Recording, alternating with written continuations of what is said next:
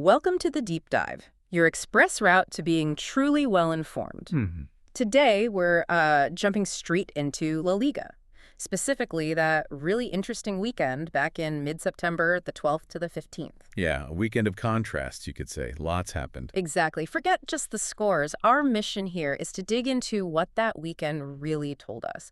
We're looking for the key insights, the tactical nuggets. Right, how those results shape things, what strengths, and maybe more importantly, what weaknesses started to show for the teams. Because it really felt like a snapshot of La Liga itself, didn't it? Unpredictable, super competitive. And moments of just sheer individual brilliance popping up, plus some surprising tactics. Okay, let's get into it. The weekend kicked off Friday, September 12th. Sevilla against Elche. Yep. Sevilla, perennial powerhouse, Champions League regulars. Okay. Held to a 2-2 draw by Elche. That raised some eyebrows. It really did. And it wasn't just luck for Elche. Tactically, they were smart. Set up in a really compact 4-4-2. It basically just suffocated Sevilla's midfield play, didn't let them find those little pockets they love, forced them wide. So it blunted their attack. Pretty much. It kind of exposed a potential issue for Sevilla, breaking down a well-organized, deep defense. Right. For Elche, though, massive. Not just the point, but it's like a blueprint for them, Right. A moral victory, definitely. And a worry for Sevilla. Over 65% possession, I think. Yeah, something like that. Yeah. But they couldn't turn it into enough clear chances. It's a wake-up call. If teams sit deep, Sevilla needs a plan B. Puts a question mark over their maybe title ambitions. Definitely something to watch. Okay, moving on to Saturday the 13th. Seemed like a day for defenses and key individual moments. First up, Getafe beat Real Oviedo 2-0. Classic Getafe. If ever a game to find their identity early on, this was it. What do you mean by classic Getafe? Just that super disciplined 4-4-2 block. They squeezed the middle of the park, gave Oviedo absolutely no space to play through.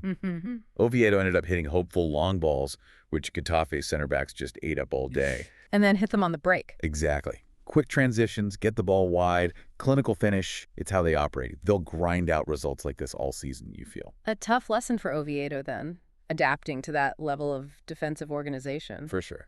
Then the big one. Real Madrid versus Real Sociedad.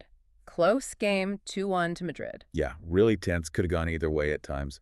Sociedad were impressive, actually. Their midfield energy was fantastic, really pressed Madrid high, won second balls. But Madrid found a way. They did. And that's what champions do, right? It wasn't their most dominant performance, but you had that moment of individual brilliance, that perfect through ball for the winner. That champions quality you hear about. Exactly. They find a way, even when they're under the cosh a bit, a masterclass in just getting the 3 points. But Sociedad can take heart. Oh, definitely. They went toe-to-toe with Madrid, played some great stuff.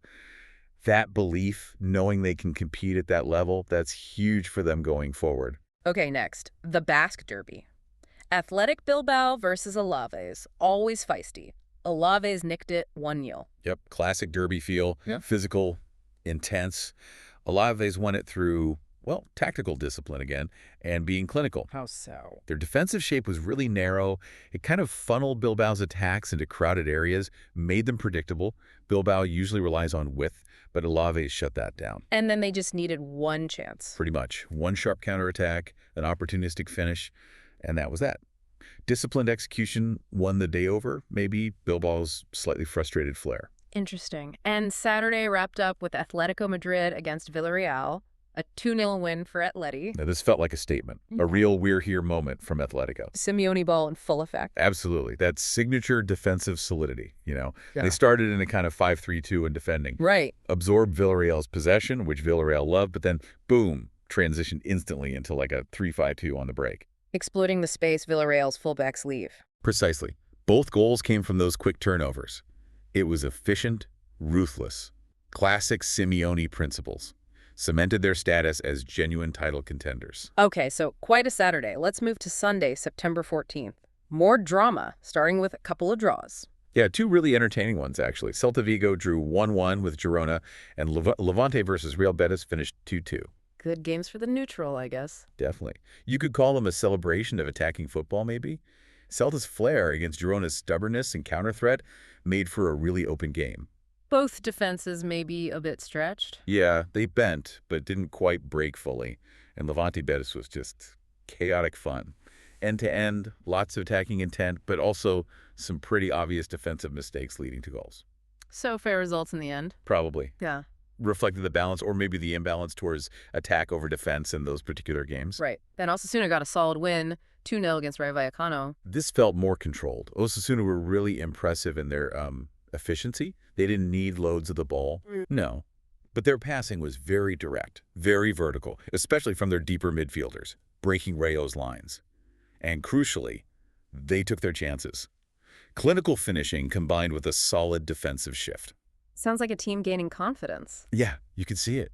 Finding a good rhythm, especially in attack. A win that builds real momentum for them. Okay, now, the big one.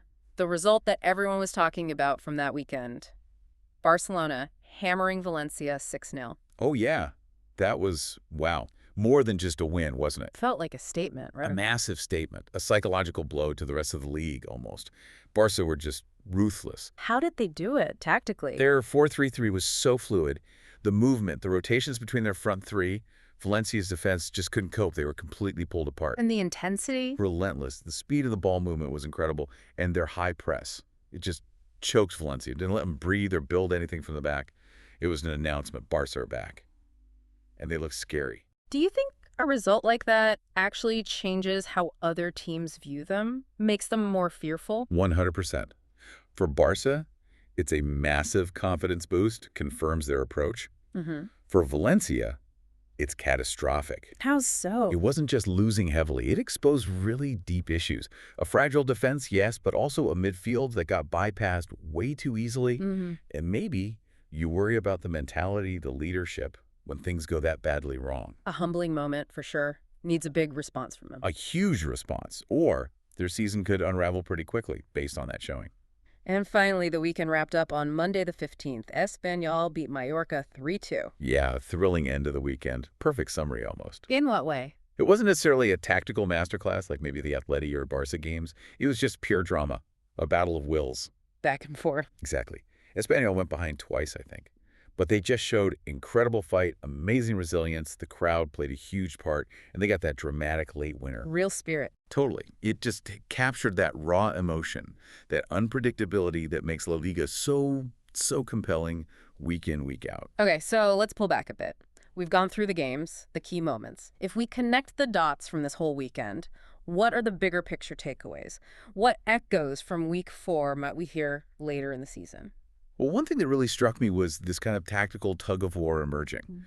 You had Elche showing that, yes, a deep, organized defense can still frustrate top teams, make them predictable. Right, the low block tactic. Exactly. But then you have Barcelona just tearing that kind of approach apart against Valencia with sheer speed, movement, and that high press. So defense versus attack? Or different styles? Maybe different philosophies. It highlights that the league is still figuring things out, that balance between defensive pragmatism and just letting loose with attacking talent. Interesting. And among the big teams, we saw different ways to win, didn't we? Who really did. Real Madrid, maybe not firing on all cylinders, but finding that moment of magic, that individual brilliance to edge a tight game. Atletico, pure Simeone, defensive rock, ruthlessly efficient on the counter, a clear, powerful identity. And Barca. Barca looked reborn almost. The intensity, the cohesion, the belief in their attacking system. It wasn't just the goals, it was how they played. Those top 3, they're showing different but effective routes to victory. What about further down? What did we learn about the relegation battle or the mid-table scrap? Well, Elche's performance against Sevilla, that grit, that could be huge for their survival fight. It gives them a template, a belief they can nick points off anyone. And on the flip side, Valencia's collapse is obviously worrying, exposed maybe more than just tactical flaws. Keen spirit, resilience under pressure. Big questions there. True. And you saw Oviedo struggling against Getafe's organization. It just shows that jump to the top flight is tough. The margin for error is so small. Teams need to establish their identity quickly, whether it's defensive like Getafe or more attacking like, say, Celta. So a really revealing weekend overall. We've seen contrasts, tactical battles, emerging strengths, potential weaknesses. It sets the stage nicely, doesn't it? Absolutely. Every point, every goal from that weekend feeds into the bigger story of the season. And that story is really just getting started. Okay, fascinating stuff. So to leave everyone thinking, we've talked about all these results, these early signs. If you had to pick one single outcome from that week 4, which one do you think might end up having the biggest ripple effect on the rest of the La Liga season? Or maybe what new contrast do you expect to see emerge as teams react and adapt in the coming weeks? Something to ponder.